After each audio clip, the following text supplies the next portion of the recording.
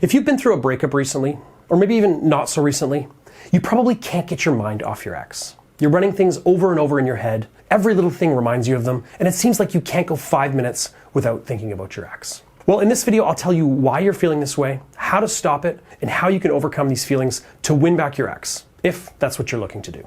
I'm Brad Browning, author of the X Factor program and breakup expert here on YouTube for over 10 years now. If you've benefited from my advice, please go ahead and like this video and also subscribe to my channel as well. I really appreciate it. Now, let's get into it. And first off, I'll answer the most obvious question. If you want your ex back, should you really be fighting these thoughts? Don't you need to think about your ex if you want to win them back? And the answer is, well, of course you do, to an extent. But obsessing over your ex is really never productive, whether or not you want them back. Thinking about your ex day and night isn't even a particularly good way to process the breakup. It just ends up making you feel bad. And don't worry, the techniques that I've shared with you in this video aren't going to magically make you forget your ex. Unfortunately, I'm not that good. I'm just going to help you gain some control over your thoughts and your feelings so that you're free to think about your ex without obsessing over them.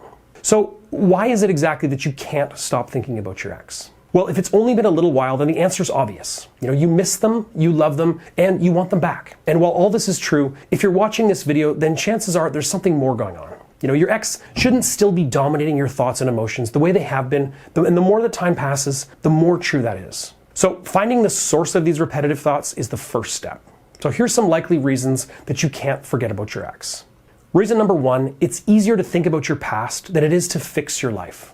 Now, a Buddhist leader named Thich Nhat Hanh says, people have a hard time letting go of their suffering. Out of fear of the unknown, they prefer suffering that is familiar. That's just a fancy way of saying that this fixation on the past relationship is a way to avoid having to worry about your own problems. While thinking about your ex is painful, it's familiar. In a weird way, it's comforting, like picking a scab or poking a canker sore with your tongue. It might feel bad, but it's not going to surprise you. This is why many people live in the past instead of reaching for the future.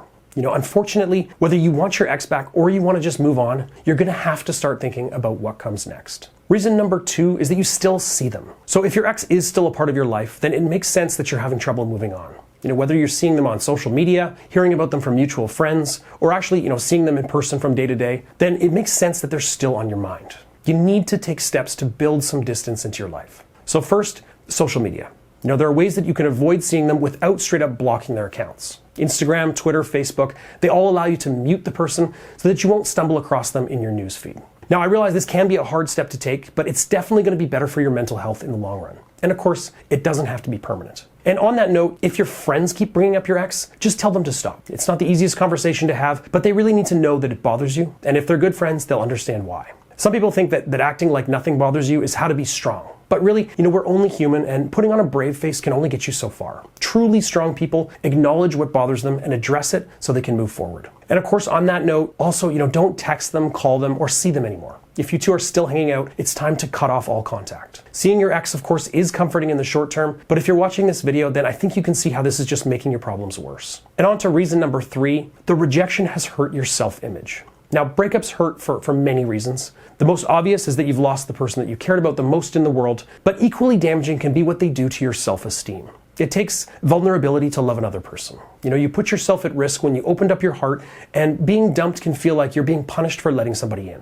Now, these emotions are powerful, so you might be trying to reason out what went wrong as a way to sort of regain some of the self-esteem that your ex took from you when they ended things. You'll know this is the case if you feel obsessed with the positive and negative qualities of your ex. So one minute, they feel like the best person in the world, and the next minute, they're a piece of garbage. This is your brain trying to understand just what exactly this rejection means about you. The fourth reason is you're keeping it bottled up. Now, talking about your ex too much can be obnoxious, of course, but if you haven't been able to talk about your breakup at all, then that might be part of the reason why you can't stop thinking about them. You really need to own the breakup and talk about it to take its power away. You'll be surprised how saying it out loud will make it feel like way less of a big deal. If you have no one in your life that you can turn to, well, maybe you should consider seeking outside help. Sometimes it's helpful to have somebody there who's willing to listen to anything you have to say without judgment. Sometimes just getting it all out in the open will free your mind from continuously going back to the same places again. Now, of course, I actually offer online coaching for people who feel this way. So after the video, just go to breakupbrad.com/coaching to learn more. Basically, I provide a place for you to talk things out and a shoulder to cry on, and together we work out a plan to get your ex back. Again, you can find the details and sign up now at breakupbrad.com/coaching. And moving on to reason number 5, you're focusing on the wrong things. So let's talk about how you're thinking about your ex. When you get stuck in a negative thought cycle like this, your mind has a tendency to play tricks on you.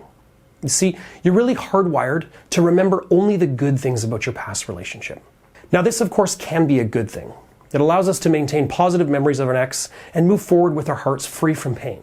But honestly, more often than not, it actually hurts us as well.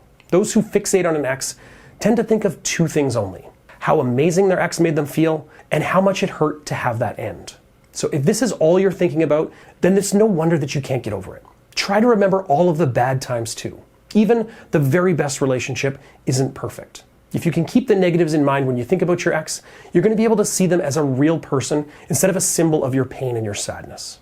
Reason number 6 is that you feel like you have to start all over again. One of the worst feelings post-breakup is the idea that you have to start all over from scratch now that you're no longer together.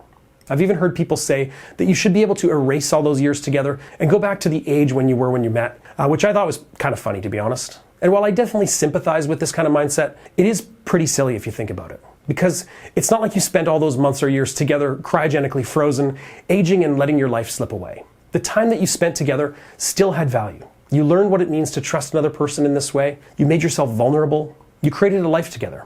You learned about another person and you let them learn about you. And I'm sure if you're watching this, I don't have to tell you how powerful a loving relationship can actually be. It can change your life, and just because you two didn't get married or die of old age together, that doesn't mean it wasn't a valid experience and one that's going to make you a better, more well-rounded person in the end.